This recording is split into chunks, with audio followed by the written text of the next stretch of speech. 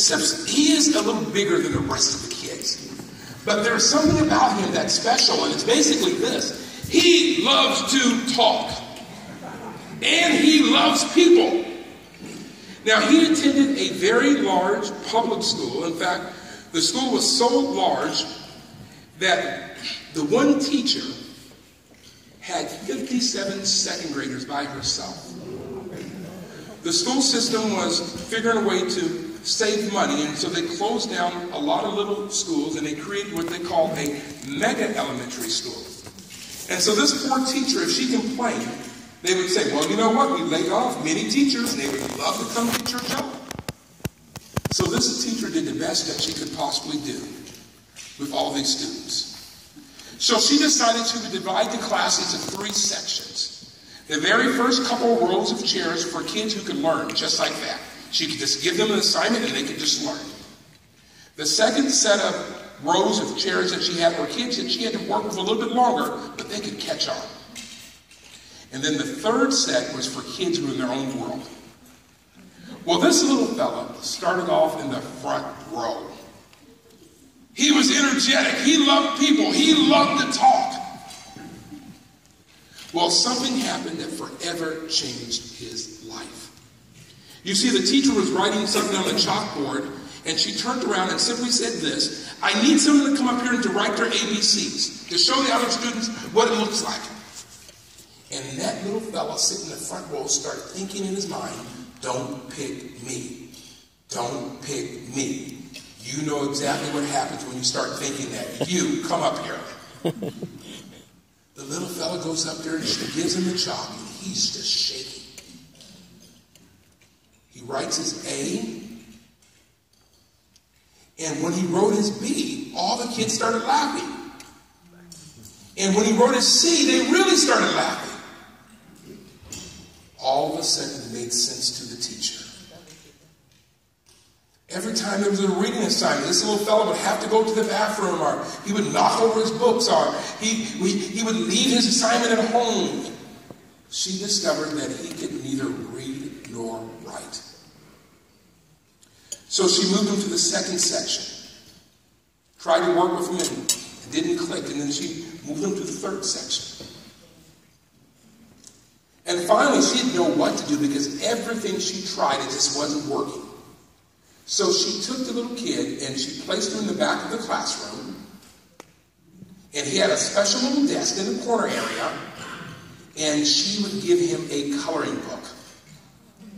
Now, I'll be honest, that little kid loved it. Wow, this is all I have to do is color every day. I love school. This is great. And he would be back there just coloring, and other kids would be doing their work and struggling. He would just be back there having a great time. Well, something happened once again that changed his life.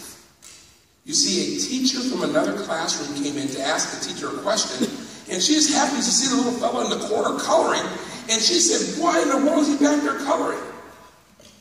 And the words that teacher said, that little fellow would never forget for the rest of his life.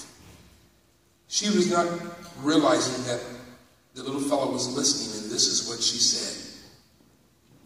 He's just a little retarded, and so we're going to just keep him back there until the end of the school year. And, you know, I don't want to fill out all that paperwork. I just don't have time for that, so I'm just buying the coloring books myself. And so when the little fellow started asking, word retarded, what does that mean? And when the other kids started telling him, he got to the point where he wouldn't color anymore. In fact, she would give him a coloring book, he would rip it and throw it at her. She would give him crayons, he would break them and throw them at her.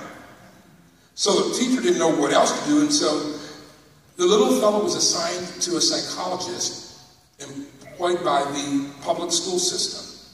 So he had to meet with the psychologist every day. They did all these different tests and different things on him. And finally, the psychologist said, there's nothing wrong with you. In fact, you're one of the smartest kids. You love to talk. You just say your ABCs and I'll get you another teacher. You two probably just have a personality conflict. Just say your ABCs and we'll get you out of here. And the little fella said, A, B, C, and then he froze. So the psychologist had to write his recommendation to the superintendent, and that little fellow fella's mom received a letter in the mail. And normally I carry it with me to let people see with their own eyes. And it basically says this: Terry L. Johnsson, that's me, is mentally incompetent. He will never be able to learn past the 3rd grade. Our suggestion is to take him out of the public school system and to place him to McLaren, and hopefully by the age of 18 he will learn a skill or a trade and be able to fit back into society. Because of his temper, visiting rights every 4 months from his family. Signed, the superintendent of the city of Portland, Oregon. Friends, we're talking about situations that seem impossible. That should have been the end of Terry Johnsson right there. That should have been it. But little Terry had a secret weapon. And let me tell you what that secret weapon was. A praying mother. There are many of us in this room here today. You are only where you are is because someone prayed for you. Never think that you are so smart and you did all what you... Oh, please. There's people who would do our jobs backwards and do it better. But because someone prayed for us many years ago, God honored those prayers. And that person could be resting in Jesus right now. But God still honored those prayers. And I tell people, I don't care if you're 90 years old. There are many of you. You're only where you are because, once again, God is honoring those prayers that some mother prayed for you, some grandmother, some grandfather, some lady at the church who never had kids on her own, but every time she would see you, she would pray for you. And I'm a product of those prayers. You see, instead of giving up, I like to say that my mom decided to look up.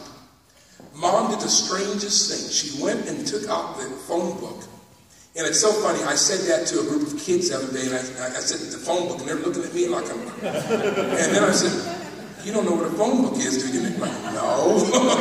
I'm glad you know what a phone book is. Younger kids, ask your parents. But Mom took out the phone book, the white pages, and she went to the section with schools on it. Mom made a list and put phone numbers next to it of over 110 different elementary schools. And so that summer, I will never forget, Mom would pray over me.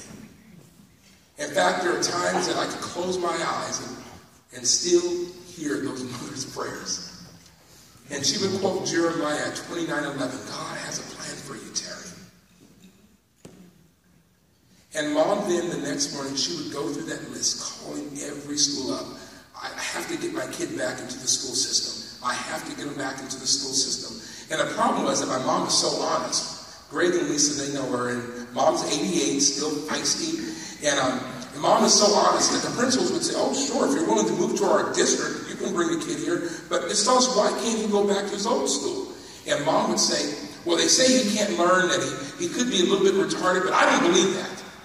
And then the principal would say, well, who said that?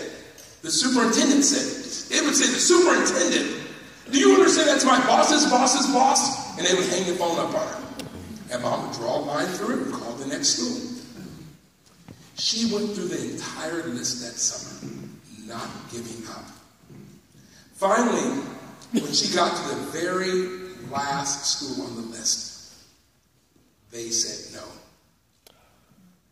Well, what happened next is that a next door neighbor told Mom about a little tiny, little private, little Christian school. And said, I don't know if they're even in existence. My kids went there 15 years ago. And so Mom went over to this little school, Columbia Christian. And they were still there, and she met with the principal.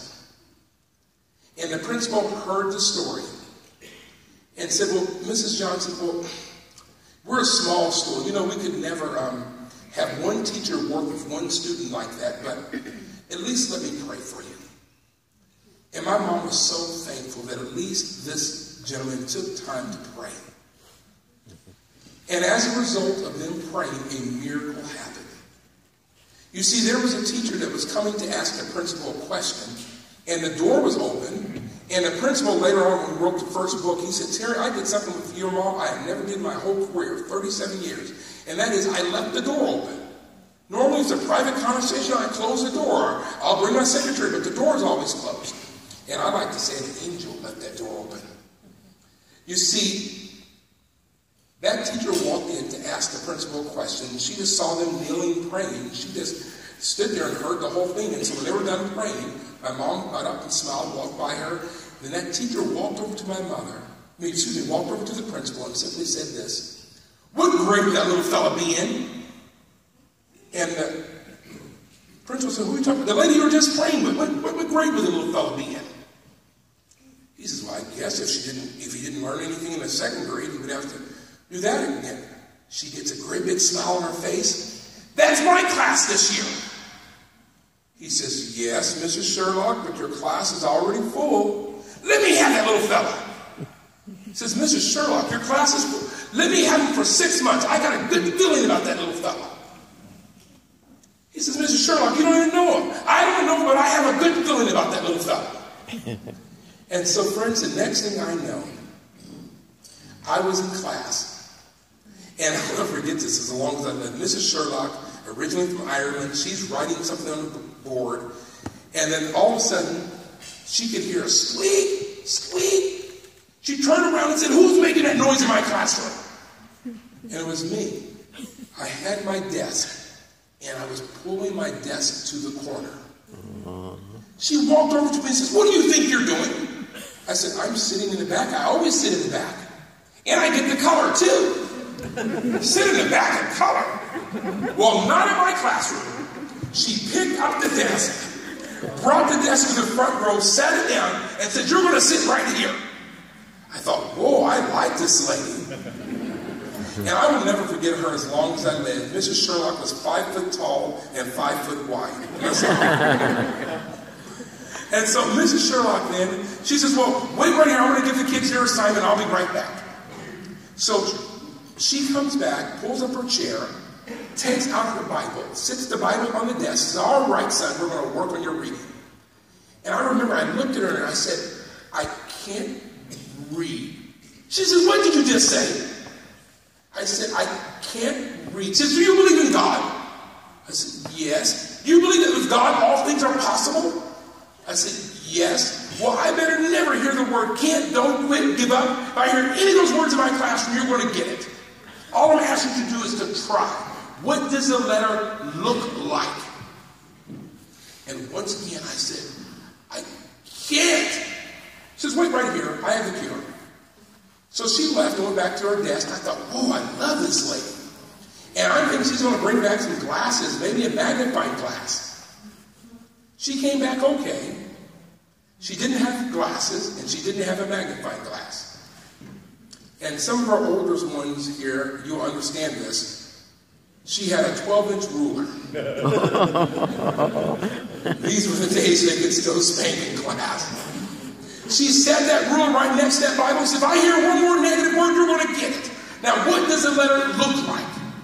And I'm thinking, surely she's not going to hit me. I said, "I can't read." She took that ruler and went, pow, right on my hand. And I'll be honest with you, from then on, I thought she was the meanest lady in the world. I hated her. Well, at the recess, all the kids could play for 30 minutes, and for the first 15 minutes, it would just be Mrs. Sherlock and myself. She would take out her Bible, take out her ruler, "We're going to work on your reading." After school, the buses would line up. All the kids could play on the playground while the buses lined up. She would take out her Bible, take out her ruler. Day after day after day. Friends, at the end of 6 months, guess who was reading? Terry Johnsson. And miracles of miracles.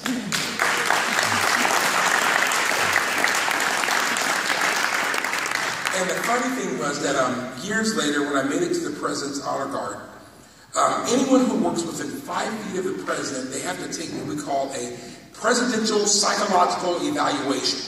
And it's just a fancy test to see if you're crazy or not, what it boils down to. And so you'll have Secret Service taking the test, CIA agents, honor guards, we all take it together. It's 3 days of testing. Well, at the end of the 3 days, they made the announcement that everyone had passed in our group. So we're all high-fiving each other, we're excited, and then the instructor said, "Except I would like to see an Airman Johnsson after class." And I remember one of the Secret Service agents walked by and said, "Man, you must have cheated, you're going to get you." I'm horrified. And so I decided I would wait till everyone left the room before I went up in case they were going to arrest me. And so I'm acting like I'm getting stuff out of my desk. When the last person left, I go up to the instructor. And as soon as I got close to her, she says, I want to shake your hand. I said, shake my hand? Okay. She says, we're taking bets on you downstairs. Taking bets on me? She says, CNN News, they're going to be here in a few minutes. ABC says they're bringing their team in. NBC is going to be here. This is going to be so fantastic. News? Bets on me? She says, don't you know? I said, no. What? You're going to be the first handicapped person to work for Ronald Reagan. Handicapped. And she could see the look on my face. I had no idea. She says, you had dyslexia. Not only do you have dyslexia, you have one of the worst cases we've ever seen. And we're still trying to figure out how in the world you're reading at a college level. It's not making sense. So she started naming all these fancy formulas, and they do that, and this and that. I said, I haven't heard of any of that stuff. She says, well, how do you learn to read? I said, well, a teacher and a Bible and a ruler. You should have seen the look on that lady's face.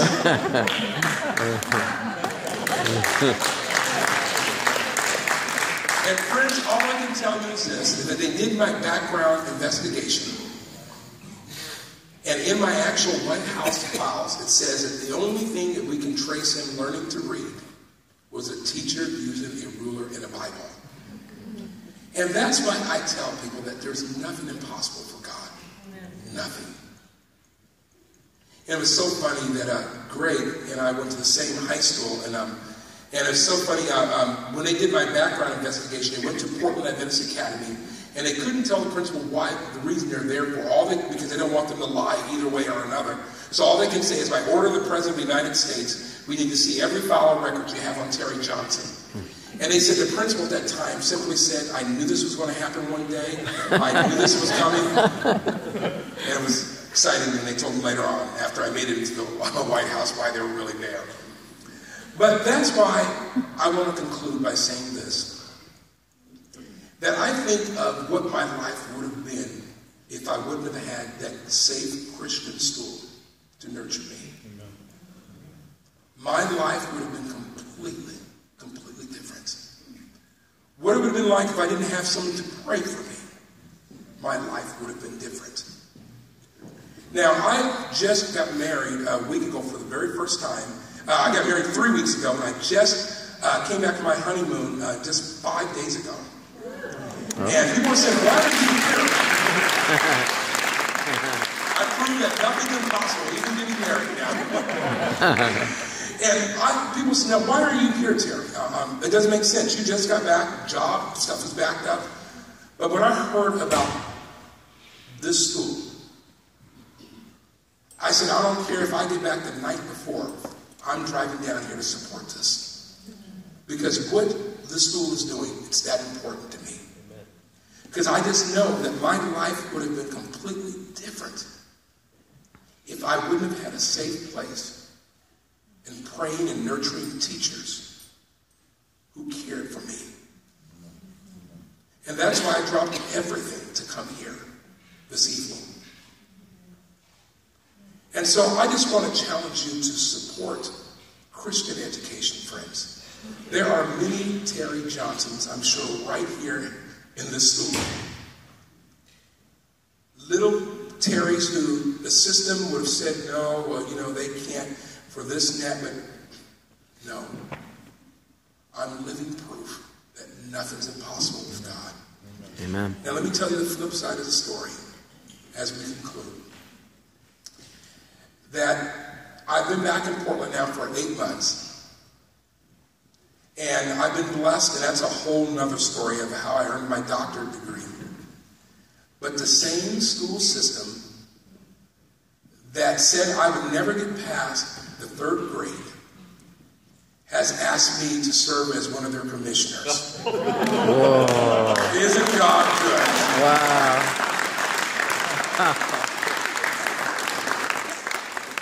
And so, friends, that's why I just want you to say that do everything that you can to support this. I mean that from my heart. Well, at this time, I'm going to turn over to my friend here, and he's going to share with us some ways that we can continue to support Christian education. Thank you. God bless you. And I'm just so looking forward to meeting some of you after this. Ladies and gentlemen,